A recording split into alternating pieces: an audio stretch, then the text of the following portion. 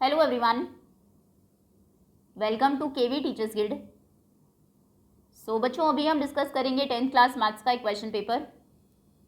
ये periodic test first session 2023 to 24 का एक पेपर है of Kendriya Vidyalaya Sangathan. And first is section A. Question number 1 to 8 are MCQ। First 8 questions multiple choice questions हैं। आपको correct option को choose करना है। So first is the HCF of two numbers is 23 and their LCM is 1449। दो numbers का HCF 23 है, LCM 1449 है। If one of the numbers is 161, अगर उनमें से एक नंबर 161 है, then the other number is, तो दूसरा नंबर क्या होगा।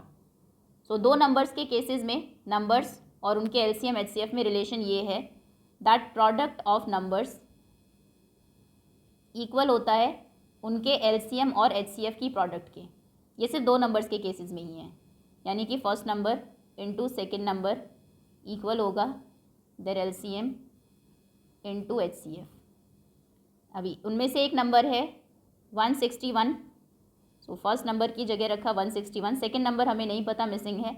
As it is equal to LCM is 1449 into HCF is 23, so second number equal होगा 161।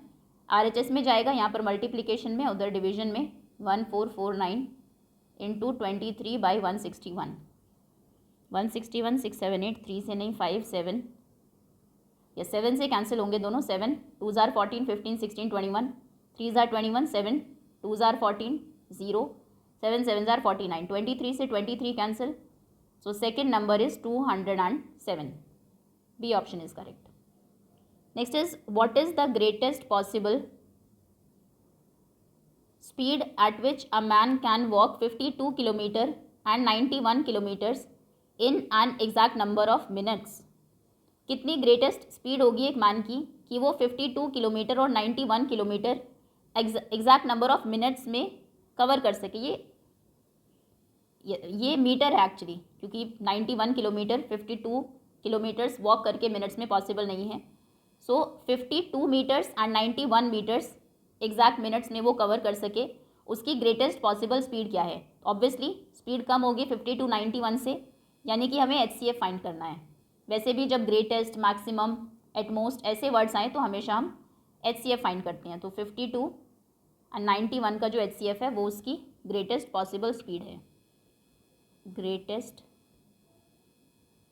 Possible speed of man equal to HCF of 52 and 91।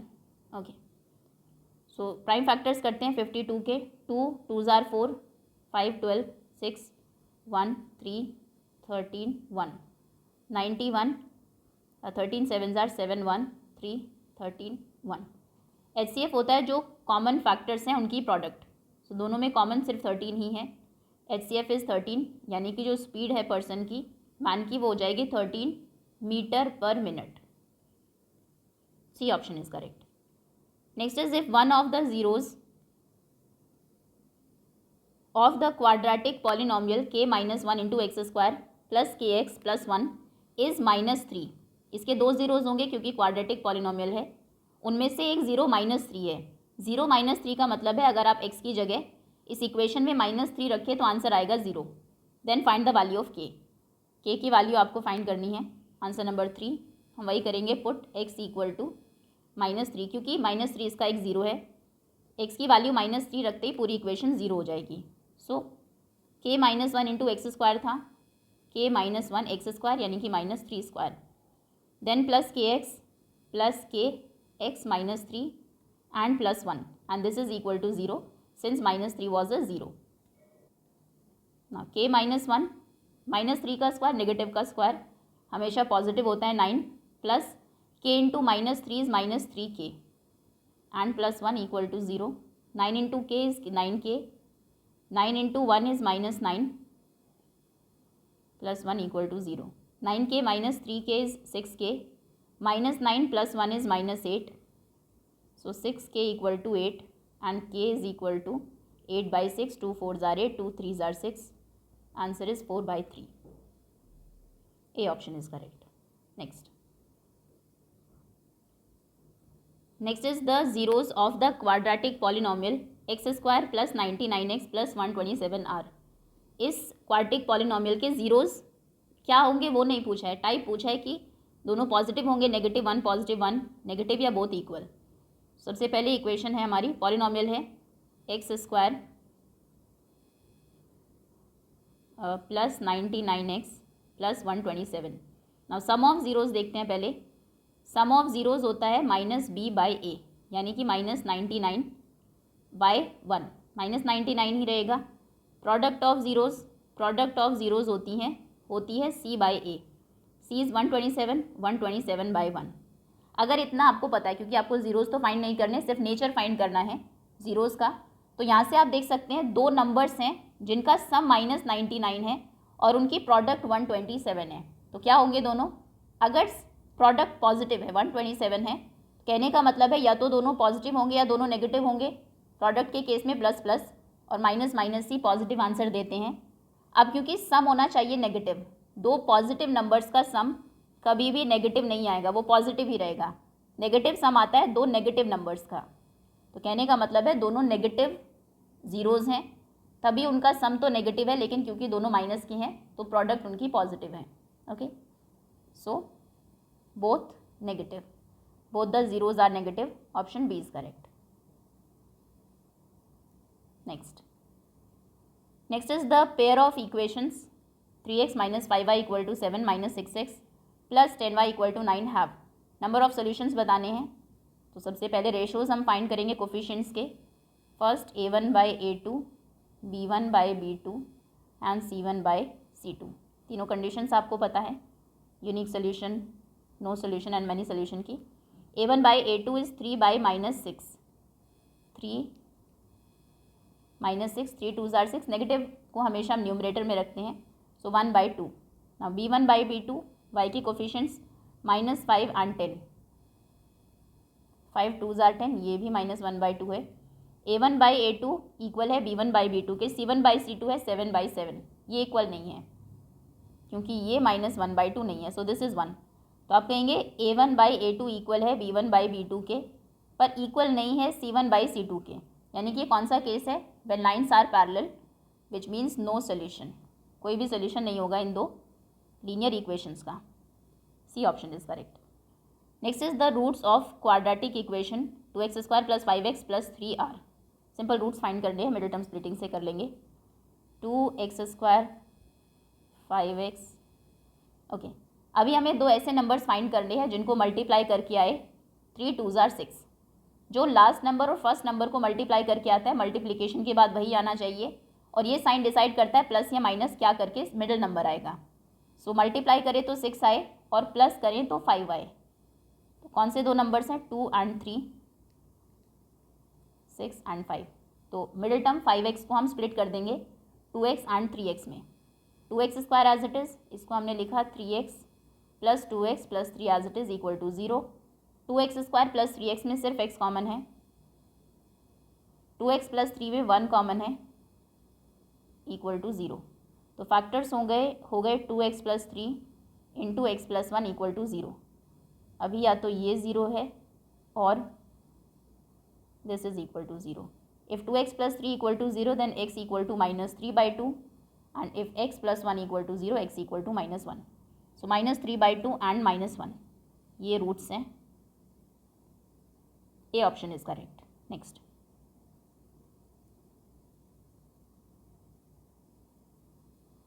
Next is find the sum of 12 terms of an AP whose nth term is given by 3n + 4। nth term आपको given है, तो सबसे पहले first term, second term, third term find करेंगे, AP हमें मिल जाएगी, और उसके बाद जो भी पूछा है। So an equal to 3n + 4, 3n + 4।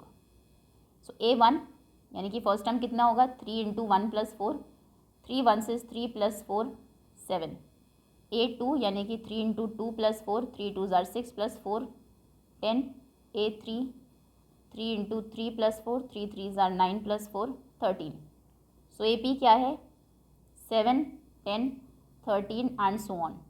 इसमें A होगा 7, D होगा 10 - 7 3, और फाइंड हमें क्या करना है? सम ऑफ फर्स्ट 12 टर्म्स, n है 12, एंड एस एन क्या होता है, सम का formula n/2 into 2a plus n-1 into D. So n/2 12/2 into 2a 2 into 7 n-1 12-1 into D is 3. So 12/2 is 6 into 7 2s are 14, 12 minus 1 11 into 3 is 33. Now 6 into 4 5 6 7 3 plus 1 4, 6 7s are 42, 6 4s are 24, 28, 282. Sum of first 12 terms is 282. C option is correct. Next is 8th question. The 11th term of an AP -5 -5/2 0 5/2 and so on is. इस AP की 11 term क्या होगी? AP आपको given है, A D आप find कर लेंगे, 11 term find करनी है. A 11 यानी कि N हो जाएगा 11. AP है -5 -5/2 0 5/2 and so on. A is -5. D किसी भी टर्म से प्रीवियस टर्म को माइनस करे तो D मिल जाएगा. इनको कर लेते हैं, इजी है. 5/2 माइनस 0 कितना हो जाएगा, 5/2 और n है 11 क्योंकि आपको 11th टर्म फाइंड करनी है. 11th टर्म यानी कि आप ए एन का फॉर्मूला A11 फाइंड करेंगे. A n होता है A plus n-1 into D. So A plus n-1 11-1 into D is 5/2. So this is -5 plus 10 into 5/2 2 5s are 10 minus 5 5 5s are 25 plus 20. So 11 term is 20. B option is correct. Now section B.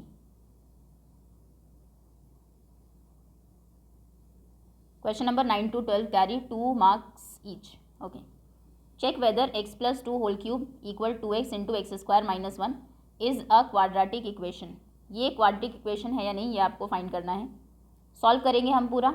अगर x की maximum power 3 बची तो फिर वो cubic होगी, 2 बची तो quadratic होगी, 1 बची तो फिर वो लीनियर इक्वेशन होगी. कहने का मतलब है x की मैक्सिमम पावर उसमें 2 होनी चाहिए सॉल्व करने के बाद सोल्यूशन में, तो वो क्वाड्रेटिक इक्वेशन है, अदरवाइज नहीं. So x plus 2 whole cube equal to 2x into X square minus 1. a plus B whole cube is a cube plus b cube plus 3a square b plus 3ab square and this is equal to 2x into x square is 2x cube minus 2x into 1 is 2x. So x cube plus 2 2s are 4 2s are 8 plus 3 2s are 6x square plus 4 3s are 12 x equal to 2x cube minus 2x. दोनों को LHS में transpose करेंगे. So this is x cube plus 8 plus 6x square minus 2x cube and plus 2x equal to 0. Like terms देखते हैं. x cube minus 2x cube is minus 1x cube minus x cube. उसके बाद square की term 6x square एक ही है 6x square. x की term 12x plus 2x is 14x और last में कांस्टेंट प्लस 8 इक्वल टू 0. तो इसमें क्योंकि x क्यूब है ये क्यूबिक इक्वेशन है. क्वेश्चन में पूछा था चेक करिए कि क्वाड्रेटिक इक्वेशन है या नहीं. So answer is no, it is not a quadratic equation. Next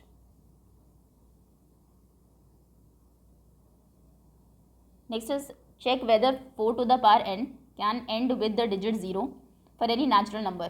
4 की पावर n, फॉर एग्जाम्पल 4 का स्क्वायर 16 है, ये 0 से एंड होता है. 4 क्यूब 16 4 जार 64, ये 4 से एंड होता है. 4 की पावर क्या कभी 0 से एंड होगी, ये आपको फाइंड करना है. तो कोई भी नंबर अगर 0 से एंड होता है यानी कि उसका 10 एक मल्टीपल है, 10 से वो डिविजिबल होगा.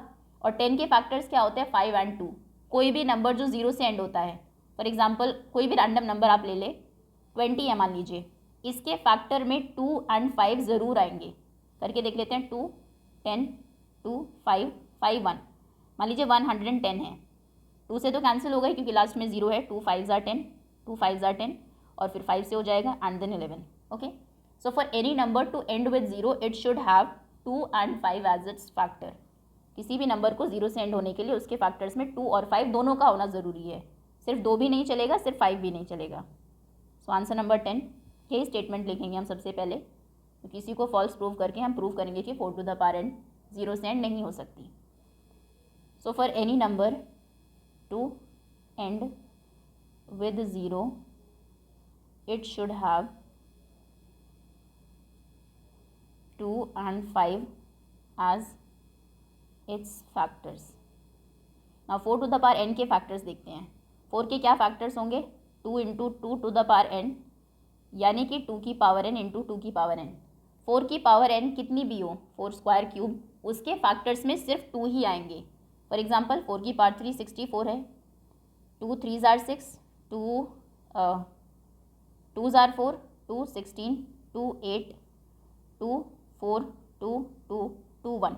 ओके, 2 के अलावा कोई नंबर नहीं आएगा. पावर जितनी भी आप कर ले, अगर पावर आपने 5 कर ली तो 5 टाइम्स 2 5 टाइम्स 2 10 बार 2 आएगा सिर्फ.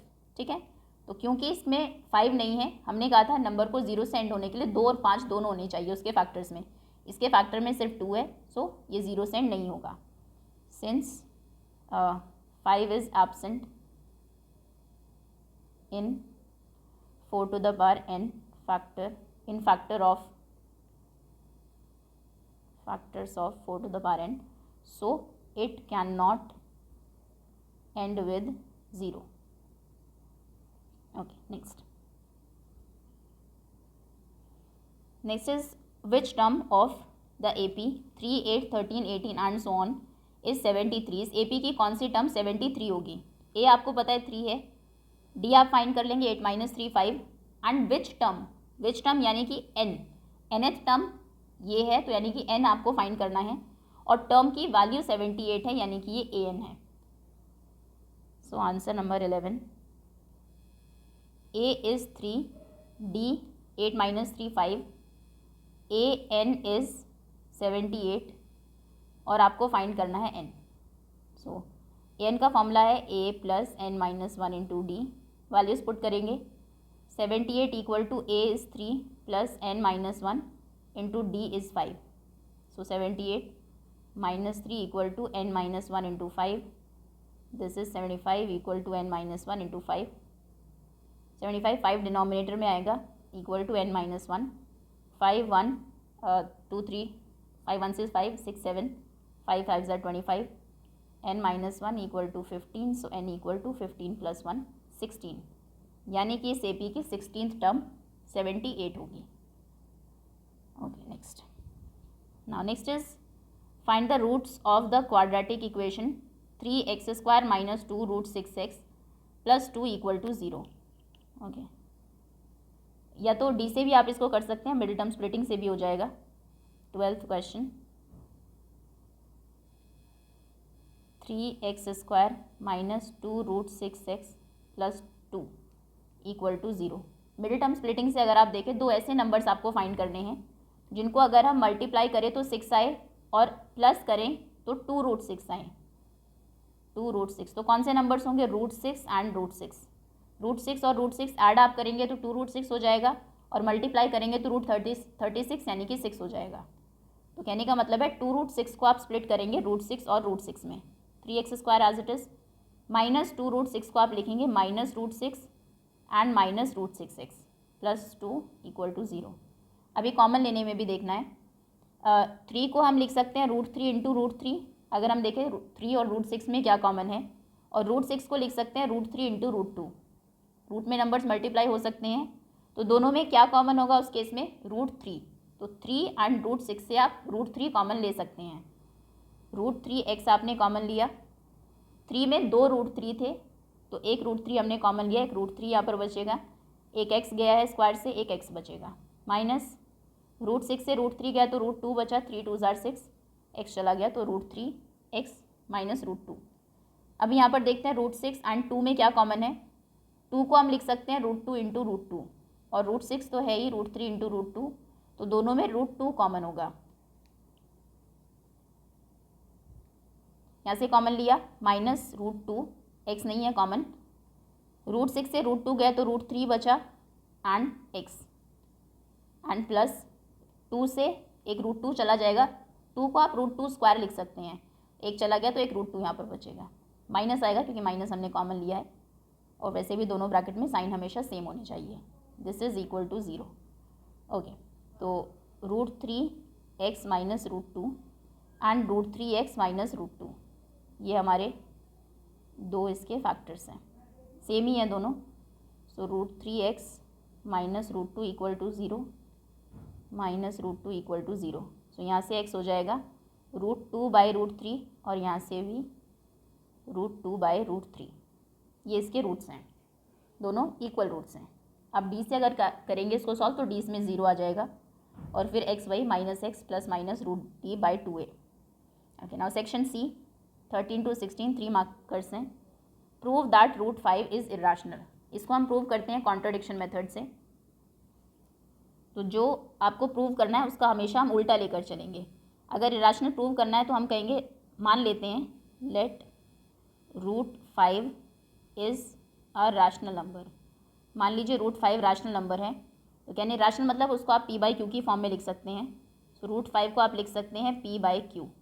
इसमें दो कंडीशन है, एक तो q 0 नहीं होना चाहिए, डिनोमिनेटर वैसे भी 0 नहीं होता, अदरवाइज जो फ्रैक्शन है नॉट डिफाइंड हो जाता है, और दूसरा p and q are coprime.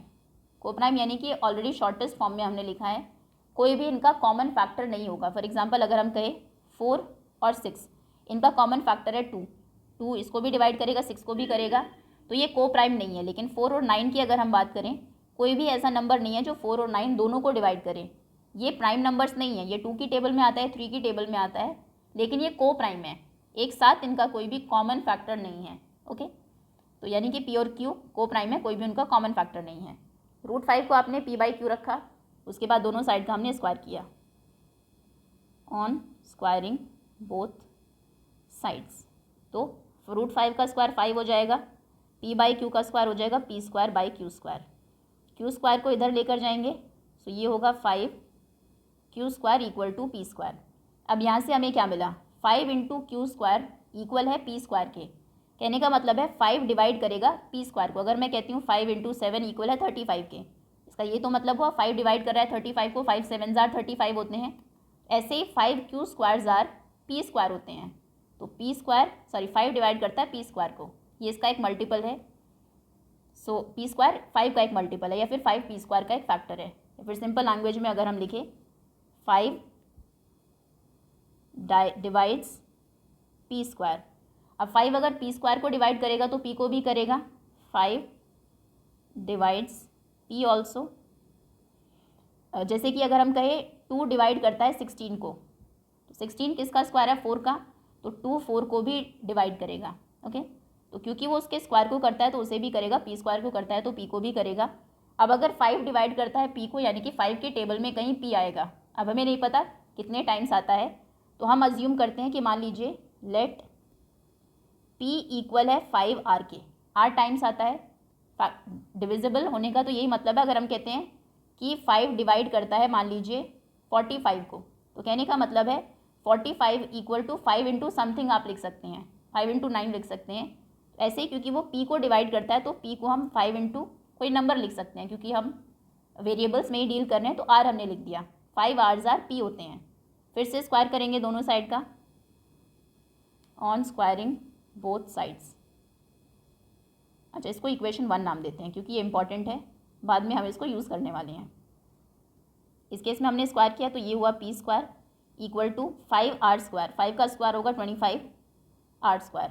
ना p² की वैल्यू हम पुट करेंगे फर्स्ट इक्वेशन से, क्योंकि p² 5q² था q² था, तो फ्रॉम इक्वेशन फर्स्ट p² की जगह हमने रखा 5q² equal to 25r²। So this is 5 से कैंसिल होगा, q² equal to 25r²/5, 5 5 25, q² equal to 5r²। तो 5 × समथिंग इक्वल q² आ रहा है, यानी कि 5 डिवाइड करता है q² को, 5 डिवाइड्स q²। अगर q² को डिवाइड करेगा तो q को भी करेगा, 5 divides q also.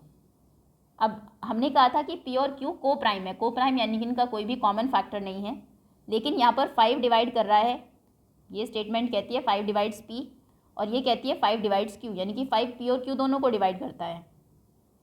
So 5 divides both p and q, which contradicts our assumption that P and Q are coprime, जो कि हमारी अजम्पशन थी कि P और Q को प्राइम है, ये स्टेटमेंट उसको कॉन्ट्राडिक्ट करती है।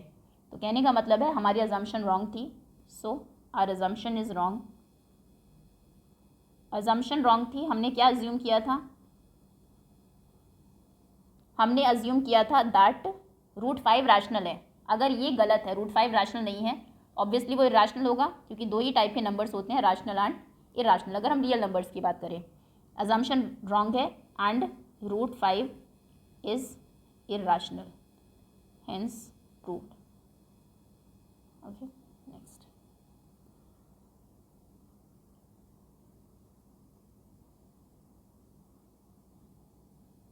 Next is the altitude of a right triangle is 7 centimetre less then it's base.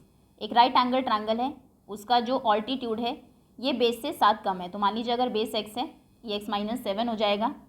If the hypotenuse is 13, hypotenuse 13 है, then find the other 2 sides, बाकी की 2 साइड्स आपको फाइंड करनी है। आंसर नंबर 14, ये मान लीजिए आपका राइट एंगल ट्रायंगल है। Okay, let base be x centimetre. मान लीजिए बेस x सेंटीमीटर है, तो ऑल्टीट्यूड कितना होगा? ऑल्टीट्यूड यानी कि हाइट, कहा गया था कि altitude is 7 centimetre less than base, तो वो हो जाएगा x-7 centimetre. This is x-7 and hypotenuse is 13। Now as per Pythagoras कहता है दैट एक राइट एंगल ट्रायंगल में हाइपोटेनियस स्क्वायर इक्वल होता है perpendicular square plus base square के। और hypotenuse is 13 equal to P square, P is x-7, P perpendicular, altitude या फिर हाइट एक ही बात है, plus base is x square. Now 13 का square 169 equal to x-7 square x square plus 7 7 जार 49 minus 2ab, 2 into 7 into x 14x plus x square. So this is 169 equal to x square is 2x square plus 49 minus 14x, 169 उधर जाएगा, 2x square plus 49 minus 14x minus 169 equal to 0, 2x square as it is, फिर x की term लिखते हैं minus 14x, then 169 and 49 is minus के 69 59 okay 0, 6 minus 4 is 2, 120 equal to 0। इसको solve करेंगे middle term splitting से। अब 2 कॉमन ले लेते हैं पहले, क्वेश्चन थोड़ा सा इजी हो जाएगा। X square 7x 60 equal to 0, 2 आ जाएगा RHS में, 0 के साथ 0 ही हो जाएगा, 0/2 होगा which is also equal to 0। अब इसको हमें मिडिल टर्म स्प्लिटिंग से सॉल्व करना है। We have to find 2 numbers whose product is 60 and difference is 7। So multiply करें तो 60 आए और माइनस करें एक दूसरे में से तो 7 आए। 60 के कौन से फैक्टर्स हो सकते हैं? 10 और 6 होते हैं, लेकिन यहाँ पर डिफरेंस 4 का है। Then 15 4s are 60, 12 5s are 60, 15 और 4 में कितना डिफरेंस है? 4 6 5 ज़्यादा है, 12 5s आर 60, 5 5 10, यहाँ पर 7 का डिफरेंस है। So the numbers are 12 and 5।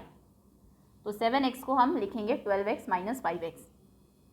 अभी क्योंकि 7x नेगेटिव है, तो जो ग्रेटर नंबर है वो नेगेटिव होना चाहिए, तो इसको हम लिखेंगे 12x माइनस के and positive 5x minus 60 equal to 0। Common लेंगे x माइनस 12, कॉमन लेंगे 5, x माइनस 12 5 जार 60, x minus 12 into x plus 5 equal to 0। So या तो x माइनस 12 इक्वल टू 0 है या फिर x प्लस 5 इक्वल टू 0 है, यानी कि या तो x 12 है या फिर x माइनस 5 है। x माइनस 5 नहीं हो सकता क्योंकि x हमने लिया था बेस, लेंथ जो बेस है वो नेगेटिव नहीं हो सकता है, सो इसको हम नेगलेक्ट करेंगे। Neglected as base can not be negative. तो कहने का मतलब है x 12 है, बेस 12 है और ऑल्टीट्यूड कितना हो जाएगा उससे 7 कम, 12 माइनस 7 यानी कि 5। ये आपकी बाकी की 2 डायमेंशंस हैं। ओके, आगे इसके बारे में क्वेश्चन है, find the discriminant of the equation 3x² - 2x + 1/3 = 0। D find करना है, डी क्या होता है, b² - 4ac। Hence find the nature of its roots. D से नेचर ऑफ रूट कैसे पता लगते हैं, if D is greater than 0 then roots are real and unequal. If d is equal to 0 roots are real and equal, and if d is less than 0 d is negative, which means roots are unreal and unequal की तो बात ही नहीं होती, equal या unequal, unequal ही होंगे वैसे लेकिन unreal होते हैं रूट्स। ओके, सो पहले रूट्स फाइंड करने हैं। इक्वेशन है 3/14 का और पार्ट, 3x² - 2x + 1/3 = 0। सबसे पहले तो ये जो फ्रैक्शन है इसको हटा लेते हैं, 3 डिनोमिनेटर में एलसीएम ले लेते हैं, सभी जो टर्म्स हैं उनका आरएचएस में 0 के साथ ले जाएंगे, 0 हो जाएगा। सो बाकी सब के नीचे 1 है, सो 3 3s are 9, 9x² - 3 2s are 6, 6x + 1 = 0, उधर जाएगा 0 हो जाएगा, +1 = 0। ये हमारी इक्वेशन है। डी फाइंड करेंगे, डी इक्वल होता है b² - 4ac। सो b² यानी कि -6 का square -4ac। So 6 6s are 36 - 4 9s are 36। d is equal to 0। Nature of root क्या होगा, nature of roots real and equal, real roots है और इक्वल है। Hence find the nature of its roots, find them if they are real. और अगर roots real है तो आपको फाइंड भी करने हैं, तो रियल तो है ही, हालांकि इक्वल आएंगे। तो रूट्स हम फाइंड करेंगे, x इक्वल होता है -b ± √d/2a के। -b इज़ -6, सो -6 ± √d/√0/2a, a is 3, oh sorry 9। इसी इक्वेशन को आपको देखना है, ये आपकी फाइनल इक्वेशन है। सो 2 × 9, सो दिस इज़ -6 ± √0, 0 ही हो जाएगा। 9 2s are 18, इसमें हम अलग करेंगे, एक बार लिखेंगे 6 + 0/18, एक बार लिखेंगे 6 - 0/18, हालांकि दोनों बार इक्वल ही आएगा क्योंकि 0 को आप प्लस करें या माइनस करें नंबर एज इट इज़ रहता है। So this is 1/6, 3s are 18, 1/3। So roots are 1/3 and 1/3, roots equal है क्योंकि d 0 है। Okay, next.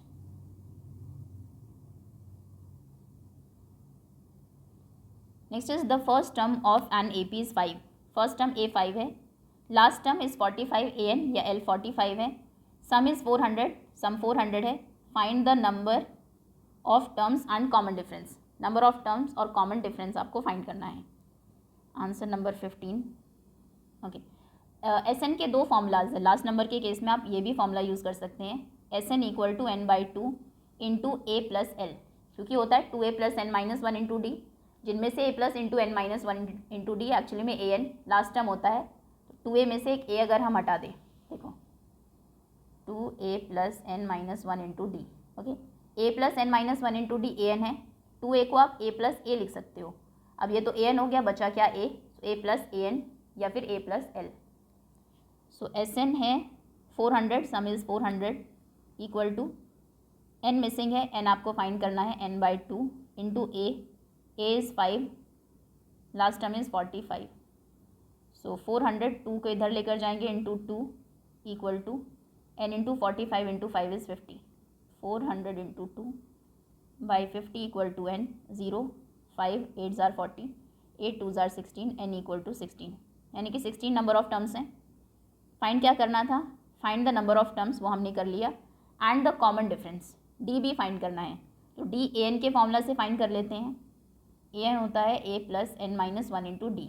अभी an यानी कि last term, so last term है 45 equal to a first term 5 + n - 1 × d। n आपने फाइंड किया है 16, d मिसिंग है, d 5 आएगा सबसे पहले इधर LHS में। So this is 45 - 5 equal to 16 - 1 is 15, d 15d। This is 40 equal to 15d, d is equal to 40/15।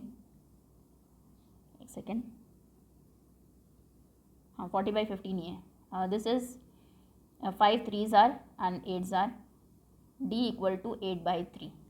Okay, so common difference is 8/3 and n is 16. Next is solve 2x plus 3y equal to 11, 2x minus 4y equal to minus 24, and hence find the value of m for which y equal to mx plus 3. Solve करते हैं दोनों को elimination method से. x के coefficients already equal है, 2x, सिर्फ हमें sign ही चेंज करने हैं. So 2x plus 3y equal to 11, 2x minus 4y equal to minus 24, minus plus plus.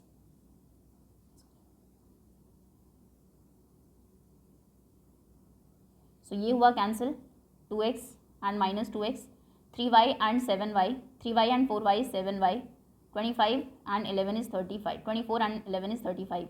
So y equal to 35/7, 7 5s are 35, y 5 है. First equation में put करके x की वैल्यू फाइंड करते हैं. 2x प्लस 3y इक्वल था 11 के. Now y is 5, so 2x plus 3 into 5 equal to 11, 2x, 5 3s are 15, 11 उधर जाएगा तो माइनस हो जाएगा 15, 2x equal to minus 4, x equal to minus 4/2, 2 2s are 4, x equal to minus 2. x आपको पता है माइनस 2 है and y is equal to 5. Okay, x और y नहीं फाइंड करना था, आपको पूछा था find the value of m. m की वैल्यू फाइंड करिए for which y equal to mx plus 3. जब y equal to mx plus 3 है तो इसमें वैसे 3 वेरिएबल्स हैं जिनमें से 2 की वैल्यूज़ हमें पता है. आपको y पता है, 5 है यस, और x पता है माइनस 2 है, बस m ही मिसिंग है. तो एक लीनियर इक्वेशन से एक वेरिएबल की वैल्यू हम फाइंड कर सकते हैं. Now y equal to mx plus 3 on putting value of x and y is 5 equal to m, x is minus 2 plus 3 आएगा पहले इधर, माइनस होगा 5 minus 3 equal to minus 2 into m is minus 2m, this is 2, so m equal to 2 by minus 2 is minus 1, m is equal to minus 1. Okay, section D.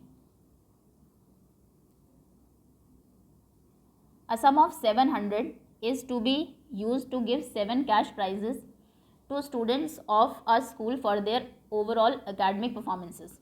700 रुपये हैं आपके पास, एक class में 7 cash prizes आपको देने हैं बच्चों को, उनकी जो एकेडमिक परफॉर्मेंस है उसके according. If each price is 20 rupees less than it's preceding price. जो फर्स्ट प्राइस है वो जितने का भी है, नेक्स्ट प्राइस उससे 20 रुपये कम है. मान लीजिए पहला 100 है, दूसरा 80 होगा, तीसरा उससे 20 कम 60 रुपीज़ का होगा. Find the value of each of the prices. 700 रुपये आपको डिस्ट्रीब्यूट करने हैं 7 स्टूडेंट्स में, और इस तरीके से कि जो नेक्स्ट प्राइस है वो पहले प्राइस से 20 रुपीज़ कम हो. तो क्या क्या इन्फॉर्मेशन हमें मिली यहाँ पर. टोटल आपके पास 700 रुपीज़ हैं, यानी कि जो सातों बच्चे हैं अगर आप उनका सम करें, जो पैसे आपने उनको दिए हैं उन सभी का सम 700 होगा. SN है 700, नंबर ऑफ़ स्टूडेंट 7 है तो N हो जाएगा 7. फर्स्ट बच्चे को कितना मिला वो आपको नहीं पता, क्योंकि वो मिल जाएगा तो बाकी सभी आप फाइंड कर ही लेंगे. आपको ये पता है कि 20 का डिफरेंस है दो के बीच में. अगर पहले का 100 है तो दूसरे का 80 है, तो यहाँ से D कितना हो जाएगा -20. सो D इज़ -20. A हम फाइंड करेंगे फर्स्ट प्राइस, A मिलेगा तो बाकी सभी को -20 करके हम ऑल 7 कैश प्राइजेस की वैल्यू फाइंड कर सकते हैं. SN का फॉर्मूला है n/2 2A plus n-1 into D. Okay, now n/2 SN है 700 equal to 7/2 into 2A missing है, n-1 7-1 into D is -20. Values रख दी सभी. 2 को इधर ले आते हैं 700 या 7/2 को दोनों को ही ले आते हैं. 2 मल्टीप्लिकेशन में चला जाएगा, 7 डिवीजन में आ जाएगा, पूरे के साथ मल्टीप्लिकेशन में है. सो 700 इंटू 2/7, 7/2 हट गया यहाँ से, ये बचा 2A plus 7-1 is 6 into -20. Okay, now this is 100 into 2, 200 equal to 2A plus minus is minus, 2 6 are 12 -120. अभी नेक्स्ट में -120 आएगा LHS में. 200 plus 120 equal to 2A. This is 320 equal to 2A. So A equal to 320/2 160 तो यानी कि first cash price 160 rupees का है। आपको सभी find the value of each of the prices. So value of each price is, first is 160, next 20 less होगा 140, 120, 100, 80, 60, 1 2 3 4 5 6 and 40। जब आप इन सभी को ऐड करेंगे तो आंसर आएगा 700। ओके, नेक्स्ट इसके और में क्वेश्चन है, the sum of a 2 digit number and the number obtained, AP का क्वेश्चन है, इसके और में दिया हुआ है क्वाड्रेटिक का। ओके, 2 डिजिट नंबर है, उसके the sum of the 2 digit number and the number obtained by reversing the digits is 66। वो जो भी नंबर है, फॉर एग्जाम्पल मान लीजिए 46 नंबर है नंबर, और जब उसके डिजिट्स को आप रिवर्स करते हैं, डिजिट्स को रिवर्स करना यानी कि यूनिट डिजिट को टेंस डिजिट और टेंस को यूनिट बनाना, इन दोनों नंबर्स का सम 66 है। Okay, if the digits of the number differ by 2, दोनों नंबर्स का डिफरेंस 2 है, कहने का मतलब है यूनिट डिजिट 2 बड़ी हो सकती है टेंस डिजिट से, या फिर छोटी हो सकती है। फॉर एग्जाम्पल 46 था, ये 64 भी हो सकता है, 46 भी हो सकता है, 24 भी हो सकता है, 42 भी हो सकता है। ये एग्जैक्टली आपको नहीं दिया है कि यूनिट डिजिट ग्रेटर है या फिर टेंस डिजिट ग्रेटर है, दोनों का डिफरेंस 2 है। Find the number, how many such numbers are there, numbers आपको फाइंड करने हैं और ऐसे कितने नंबर्स पॉसिबल हो सकते हैं। तो मान लीजिए आंसर नंबर 17 का, और जो 2 डिजिट नंबर है उसमें 2 डिजिट्स होंगे यूनिट एंड टेंस। पहले एक को हम अज्यूम कर लेते हैं, लेट, वैसे इसको क्वाड्रेटिक से भी आप कर सकते हैं, यूनिट को अगर आप x ले और दूसरे को x+2 या x-2 ले, या फिर लीनियर से भी कर सकते हैं, लीनियर से ज़्यादा इजी रहेगा क्योंकि 2 इक्वेशंस हमारे पास है ही, डिफरेंस आपको 2 गिवन है एंड देन डिजिट और उनके रिवर्स करने के बाद दोनों का सम 66 है। ऐसे करते हैं, मान लीजिए यूनिट डिजिट है x, bx, और टेंस डिजिट को y ले लेते हैं एंड टेंस डिजिट by। अभी नंबर क्या होगा, अगर यूनिट डिजिट x है, टेंस डिजिट y है, अगर आपको कहे यूनिट डिजिट 5 है, टेंस डिजिट 2 है, नंबर को आप कैसे ऑब्टेन कर सकते हैं, इसमें वैसे हम 25 लिख सकते हैं, लेकिन इसमें आप yx नहीं लिखेंगे क्योंकि yx का मतलब है y इंटू एक्स, और आप यहाँ पर 2 इंटू 5 करके 2 और 5 यूनिट और टेंस डिजिट नहीं ला सकते हैं। इस केस में हम ये करते हैं, जो हमारी टेंस डिजिट है उसको 10 से मल्टीप्लाई करेंगे और उसमें यूनिट डिजिट को ऐड कर देंगे, 20 + 5 25। एक्सपेंशन फॉर्म यही होता है नंबर्स का। सो इसमें हम लिखेंगे 10 times tens digit plus unit digit, ये हमारा नंबर होगा, नंबर है 10y + x। ओके, ना आफ्टर रिवर्सिंग डिजिट्स को अगर आप रिवर्स कर दें तो नया नंबर क्या होगा, न्यू, आफ्टर रिवर्सिंग डिजिट्स पहले लिखते हैं, यूनिट डिजिट क्या हो जाएगी, अभी यूनिट डिजिट हो जाएगी y, और टेंस डिजिट क्या हो जाएगी, टेंस डिजिट हो जाएगी x, दोनों इंटरचेंज हो जाएंगे, इक्वल टू x। अब न्यू नंबर क्या है, न्यू नंबर है अगेन वही 10 टाइम्स टेंस डिजिट यानी कि 10 times x plus unit digit 10x + y, ये हमारा ओरिजिनल नंबर है 10y + x, डिजिट्स को रिवर्स करने के बाद आया 10x + y। According to question, दो इक्वेशंस क्या हैं, सबसे पहले उसने कहा है कि number plus number obtained after reversing the digits, यानी कि ओरिजिनल नंबर प्लस ये जो नंबर आया है डिजिट्स को रिवर्स करने के बाद, sum of these 2 numbers is 66। तो हम वही करेंगे, original number plus new number equal to 66। Okay, so like terms, x की टर्म्स देखते हैं, 10x + x is 11x plus 10y + y is 11y equal to 66। 11 common ले लेते हैं, x + y इक्वल टू 6, ये हमारी फर्स्ट इक्वेशन है। Second में उसने कहा था if the digits of the number differ by 2, अगर डिजिट्स का डिफरेंस 2 है, अभी डिफरेंस x - y या y - x दोनों हो सकता है। सो मान लीजिए x ग्रेटर है यानी कि यूनिट डिजिट ग्रेटर है, तो दूसरी इक्वेशन हम लेते हैं x - y equal to 2, since difference of the digits is 2। अब इन दोनों इक्वेशंस को हम सॉल्व करेंगे और x और y की वैल्यू फाइंड करेंगे। So first is x + y equal to 6, x - y equal to 2, y cancel हो गया, सेम कोफिशिएंट से with different sign, x + x 2x, 6 + 2 8, x equal to 8/2 4। कहने का मतलब है unit digit is 4, unit digit 4 है तो टेंस डिजिट कितनी हो जाएगी, tens digit x plus y 6 था, यहाँ से y की वैल्यू फाइंड करते हैं। x है 4, so 4 plus y equal to 6, so y equal to 6 minus 4, यानी कि y इज़ इक्वल टू 2। तो टेंस डिजिट इज़ 2, यानी कि नंबर है 24। 2 टाइम्स टेंस डिजिट 20 एंड 4 24। अभी हमने यहाँ पर x माइनस वाई लिया, हो सकता है y माइनस एक्स 2 हो, जो यूनिट टेंस डिजिट है वो ग्रेटर हो यूनिट डिजिट से, क्योंकि वो गिवन नहीं है, सिर्फ डिफरेंस आपको 2 दिया है। तो दूसरा नंबर क्या हो सकता है, अदर नंबर इक्वल टू 42। 42 के डिजिट्स को आप रिवर्स करेंगे 24 आएगा, इनका सम भी 66 है। 24 की डिजिट्स को आप रिवर्स करेंगे 42 आएगा, इनका सम भी 66 है। ओके, तो ये 2 नंबर्स पॉसिबल है। क्वेश्चन था how many such numbers are there, so there are 2 such numbers.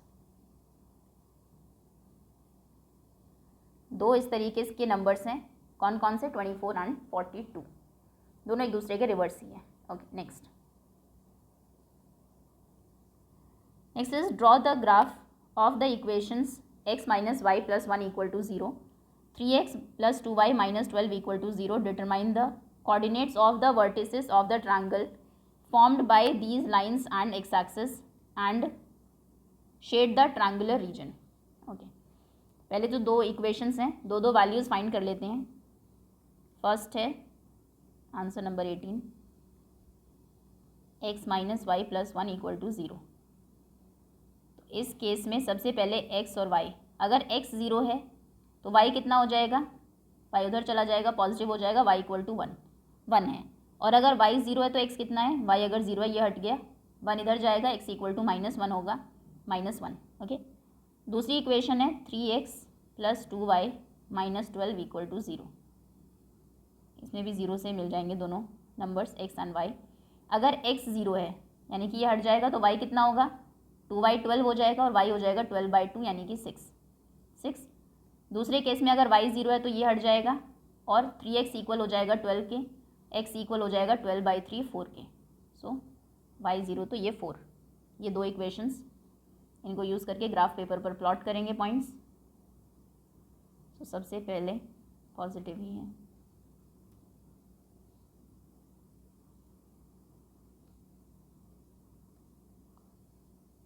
ये ओरिजिन है x negative x, y negative y, 1 2 3 4 y 6 और x 4 तक ज़रूरत है, 5 6 -1 -2 1 2 3 4 5 6 7 एंड -1। ओके,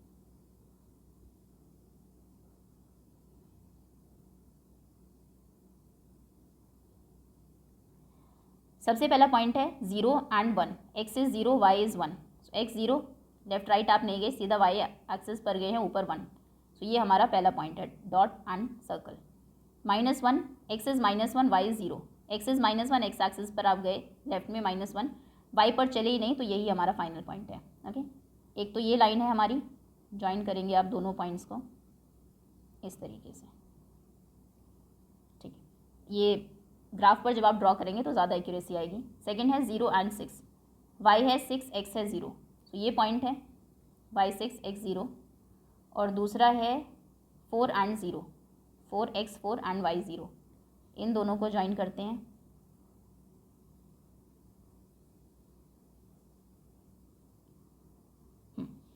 तो ये आपका ट्रायंगुलर रीजन है, ये वाला जो x एक्सिस और इन दोनों लाइंस को मिलकर बनाए, इसको आपको शेड करना है। क्वेश्चन में कहा गया था इन दोनों का ग्राफ ड्रॉ करिए, ये हमने कर दिया। ये लाइन है पहले वाली x minus y plus 1 equal to 0 की, और ये वाली है 3x plus 2y minus 12, 2y minus 12 equal to 0 की। ओके, आगे था question, determine the coordinates of the vertices of the triangle formed by these lines and x axis and shade the triangular region. उस triangular region को shade करिए जो इन दोनों lines और x axis को मिलकर बना है, और उसके जो कोऑर्डिनेट्स हैं उनको फाइंड करना है। इसको आप शेड कर देंगे। इसके कोऑर्डिनेट्स हैं, मान लीजिए a, b एंड c। तो b और c तो हमें दिख ही रहे हैं। b है -1, 0, c है 4, 0। अब a आपको फाइंड करना है। ये ग्राफ से आपको मिल जाएगा, आई थिंक 2 और 3 होगा शायद, ये 2 एंड 3, बाकी देख लेंगे आप, हो सकता है 3.5 भी हो। दोनों इक्वेशन को सॉल्व करके भी देख सकते हैं। Okay, next. Now next is section E. Question number 19 is a case study based question of 4 marks. Your friend Veer wants to participate in a 200 metre race. आपका फ्रेंड एक 200 मीटर की रेस में पार्टिसिपेट करना चाहता है। He can currently run that distance in 51 seconds. अभी वो 51 seconds में उतनी डिस्टेंस कवर करता है। And with each day of practice it takes him 2 seconds less. हर दिन वो प्रैक्टिस जब करता है तो 200 मीटर कंप्लीट करने में उसको 2 सेकेंड कम लगता है पिछले दिन से। जैसे फर्स्ट डे अगर 1 सेकेंड्स था, अगले दिन 2 सेकेंड कम लगेगा, 49 में वो कर लेगा। फिर नेक्स्ट डे और 2 सेकेंड कम लगेगा, 47 में वो कर लेगा। इस तरीके से ही wants to do it in 31 seconds. वो 31 सेकेंड में करना चाहता है 200 मीटर की रेस को। Based on the above information answer the following questions. Which of the following terms are in AP of the given situation. AP की टर्म्स क्या है? 51, 49, 47। What is the minimum number of days he needs to practice till his goal is achieved? उसका गोल क्या है? 31 seconds में complete करना। तो इसके लिए उसे कितने दिन लगेंगे? AP है 51, 49, 47 एंड सो ऑन। टोटल हमें जाना है 31 तक, यानी कि वो कौन सी टर्म है जो 31 हो जाएगी? AN है 31, A है 51, D है -2, क्योंकि हर दिन 2 सेकेंड्स कम है। सो फॉर्मूला होगा नंबर ऑफ डेज n आपको फाइंड करना है, n-1 into D। 31 equal to D is -2। 51 minus होगा, 31 minus 51, n-1 into -2, this is -20, n-1 into -2 denominator में आएगा। 2 10s are 20, n-1 equal to 10, so n equal to 10 + 1 यानी कि 11। सो 11 days लगेंगे। 11th day में उसकी वो जो टाइम लेगा वो 31 सेकेंड्स होंगे। 11 days. Which of the following term is not in the AP of the given situation. इनमें से कौन सी सिचुएशन की जो AP है उसकी एक टर्म नहीं होगी? अच्छा, अगर AP को आप देखें 51, 49, 47, 51 - 2 आपको करना है। 2 जैसे जैसे आप कम करते जाएंगे, ये क्योंकि एक ऑड नंबर है तो ऑड नंबर ही आएगा। किसी भी ऑड नंबर में 2 आप ऐड करें या सब्ट्रैक्ट करें, ऑड नंबर ही रहता है। तो इनमें से 39 भी हो सकता है, 37, 41, 30 कभी नहीं होगा। सो 30 करेक्ट है। The nth term of an AP is 2n + 3। nth term 2n + 3 है। फर्स्ट सेकेंड थर्ड टर्म हम फाइंड कर सकते हैं। Then common difference of the APs। Common difference D find करना है, तो 2 टर्म से मिल जाएगा D। तो फर्स्ट टर्म क्या होगी इसकी? A1 2 × 1 + 3, क्योंकि AN है 2n + 3। So 2 × 1 is 2 + 3 is 5। A1 है 5, A2 2n यानी कि 2 × 2 + 3, 4 + 3 4 5 6 7। फर्स्ट टर्म है 5, सेकेंड टर्म है 7। सो D कितना हो जाएगा? दोनों टर्म्स का difference 7 - 5 2। D is 2। A option is correct. Okay, that's all students. ये था 10th क्लास मैथ्स का एक question paper. Thank you so much for watching.